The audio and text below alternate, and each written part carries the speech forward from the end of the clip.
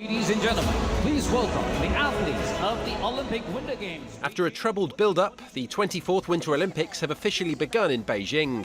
The venue for Friday's opening ceremony was the Bird's Nest Stadium, originally built for the Summer Olympics back in 2008. It's the first city ever to host both the Winter and Summer Games. Like the Tokyo Olympics last year, COVID-19 has given these games a different complexion. They're taking place inside a closed-loop system, keeping competitors and staff away from the general public. Athletes must get tested for COVID-19 daily, and there are no foreign fans, with only a small, hand-picked domestic audience allowed to attend.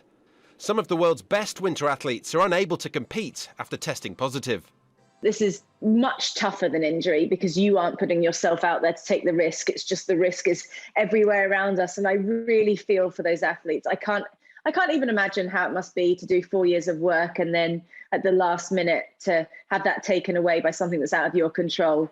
Several world leaders have travelled to Beijing for the Games, but other nations, including the US, Britain and Canada, have declared a diplomatic boycott over China's human rights record, specifically its treatment of Muslim Uyghurs.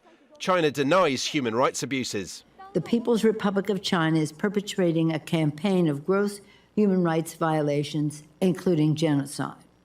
Over the next 2 weeks, it is our urgent moral duty to shine a bright light on the many human rights violations being perpetrated by the host nation. Beijing 2022 organisers say the Games will be carbon neutral.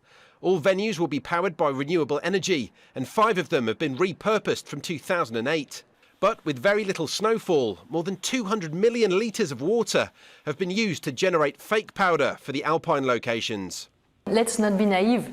Artificial snow is used in a consistent way for decades, in winter competitive sports. What is really important, like for any other activities that we practice, is to try to do it in the most efficient way.